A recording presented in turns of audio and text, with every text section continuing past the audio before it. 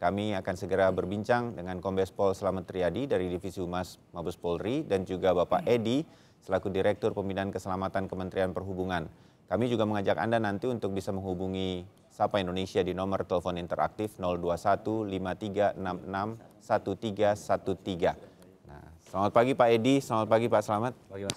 Ya, ini udah diprediksi nggak Pak Edi, H-6 ini memang mulai terjadi nih memang arus mudiknya? Ya, mulai terjadi. Kemarin H-7 juga sudah mulai beranjak, ada peningkatan penumpang di terminal, kelihatan juga di bandara, tetapi masih arus mudik ya. Jadi yang terminal-terminal yang tujuan itu penurunan yang kelihatan lebih banyak. Ya.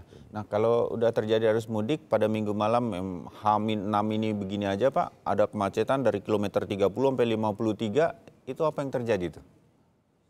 Ya, saya rasa karena ini kan mudik ini kan secara sporadis bersama-sama ya dengan keberangkatan mereka, dan mereka juga perjalanan keluar kota kadang-kadang dengan perubahan rute yang dia lalui ataupun dia mengambil rute baru, ini tentunya masih meraba-raba, hanya melihat rambu dan petunjuk-petunjuk arah itu saja. Jadi mungkin agak terjadi perlambatan gitu. Ya, karena memang pada hampir satu waktu, ini pada hari H-nya nanti atau puncaknya H-3, mungkin H-2, ini masih akan terjadi begitu ya. Persiapan di lapangan sendiri, Pak Slamet, untuk personel kepolisian gimana? Iya, personel kepolisian bekerja sama dengan instansi terkait, dengan TNI, dengan Pramuka, dengan kesehatan dan berhubungan. Itu kira-kira ada sekitar 6.400 personel yang sudah kita siapkan sepanjang ini. Tapi ini belum dideploy nih Pak, apa sudah? Persiapan sudah dilakukan oleh kepolisian mulai dari bulan April, Mei, dalam rangka operasi Ramadhania ini. Jadi semua harus action, kemudian konsentrasi pada taktis dan teknis jalur-jalur di sepanjang Pantura di mana masyarakat sedang melaksanakan tradisi mudik. Dan ini memang sekarang menjadi perhatian pimpinan, perhatian kita semua, perhatian masyarakat, juga perhatian para petugas yang ada di lapangan. Tidak boleh lengah. Ya. Kita harus hadir. Kapan sih Pak petugas-petugas ini akan betul-betul berada di posnya? Saya tahu nih Kementerian Perhubungan dan jajaran Pak Slamet, saya rasa juga memang nggak pernah lebaran sebetulnya. Lebarannya di jalan gitu. Tapi mulainya kapan? Titik-titik itu mulai diisi begitu. Kalau operasi Ramadhania sendiri itu dimulai tanggal 21 Juni sampai 4 Juli. Tapi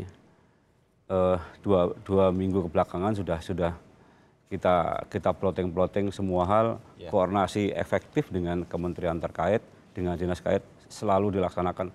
Bahkan saya lihat komunikasi itu hampir setiap hari dilakukan oleh personel-personel itu. Ya, jadi semuanya sebetulnya sudah siap. Settle, kemudian jalannya Pak. Nanti saya lebih spesifik ke Pak Slamet ya untuk aparat.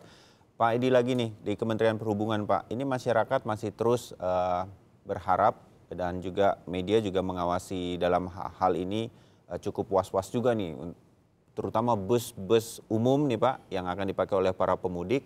Itu kelayakannya bagaimana karena di bawah Kementerian Perhubungan. Nah, sejauh ini setelah ada kasus-kasus remblong dan lain-lain, itu bagaimana Pak? Ya, kita dalam antisipasi untuk menjamin keselamatan transportasi masa angkutan lebaran ini, khususnya kita lebih meningkatkan kepada ramcek ya, inspeksi terhadap kendaraan-kendaraan yang dioperasikan.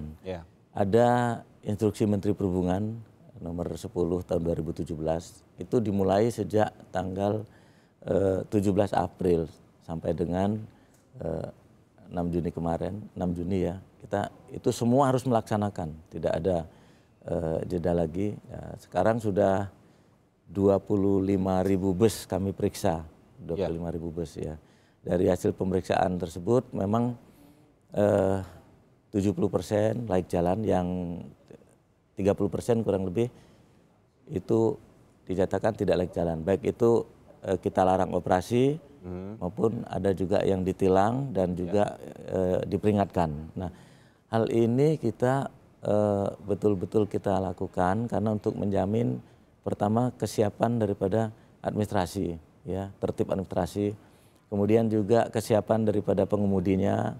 Kita pemeriksaan juga gabungan dengan di situ ada teman-teman dari BNN, dari kesehatan yang memeriksa fisik pengemudinya siap atau tidak kalau terjadi. Mereka tidak boleh terpengaruh alkohol tidak boleh. Atau narkotika. Itu penting, itu akan diperiksa, random check terus diperiksa, ya Pak? Dari terminal tertentu, karena kan terminal itu kan dari asal tujuan. Mungkin yang kita intenkan yang lengkap itu di asal dan tujuan, mungkin yang paling lengkap untuk pemeriksaan fisiknya. Kemudian koreksi saya Pak Edi itu masyarakat juga sekalian ini kita himbau kalau naik itu di terminal yang resmi, sehingga pengecekan itu kan memang dilakukannya di terminal resmi. Termasuk stiker-stiker angkutan mudik yang berarti bisnya sudah diperiksa oleh Kementerian Perhubungan itu di terminal resmi. Betul ya Pak ya? Betul. Sehingga jangan di terminal bayangan, karena jangan-jangan mobil-mobil yang tidak layak mereka beroperasi di sana. Ya, itu juga salah satu antisipasi dari masyarakat ya, perlu tahu. Naiklah yang berstiker layak jalan, angkutan lebaran. Dan tentunya di terminal resmi ya, jangan di luar, nanti malah kena calo, kena segala macam. Itu yang perlu diwaspadai oleh masyarakat pengguna angkutan umum ini. Oke, Pak Slamet, dari lebaran ke lebaran selalu ada tindak-tindak kriminal yang mungkin modusnya atau jenisnya polisi sudah hafal nih. Apa aja itu Pak himbauannya, tindak kriminal seperti apa yang mesti diwaspadai pemudik? Iya, kepolisian berharap pada masyarakat agar masyarakat bisa menjadi polisi untuk diri sendiri, bisa menjadi polisi untuk lingkungan. Tentu menjelang mudik ini harus ada persiapan diri dan persiapan lingkungan. Persiapan lingkungan misalnya melakukan konsolidasi dengan RT, RW setempat kalau misalnya mau mudik ya. Kemudian misalnya meninggalkan nomor telepon, sistem pengamanan, kemudian panggilan darurat misalnya harus bisa dihubungi. Kemudian kalau satpam ditugaskan itu satpam harus di-assessment terlebih dahulu, misalnya riwayat hidup dia, terus kemudian siapa keluarga dia. Jangan sampai satpam baru yang tidak tahu asal-usul menempati rumah yang sedang kosong, malah dia menjadi pagar makan tanaman. Kemudian cek-cek kendaraan juga harus dilakukan. Banyak sekali kemudian yang lain misalnya perlengkapan kendaraan. Terus kemudian kalau membawa anak kita harus bagaimana disiapkan mainan supaya mereka tidak jenuh. Persiapan obat-obatan sederhana misalnya.